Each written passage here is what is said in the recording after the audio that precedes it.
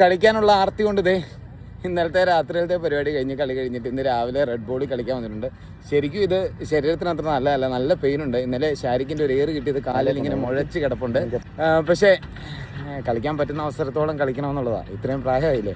അപ്പം red ball game vanguard cup FISAT വീഡിയോയിലേക്ക് പോകാം.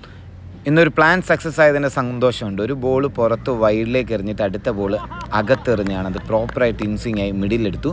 ഞാൻ ലോട്ടറി എടുത്താൽ സക്സസ് ആവുമെന്ന് തോന്നുന്നു. പിന്നെ കുറച്ച് ഫാസ്റ്റ് ബോൾ എറിഞ്ഞതിന് ശേഷം ഒരു സ്ലോവർ, ഒരു നല്ല ബാറ്റ്സ്മാൻ ആയിരുന്നു, ആ സ്ലോവറിൽ ആ ബാറ്റ്സ്മാൻ വീണു.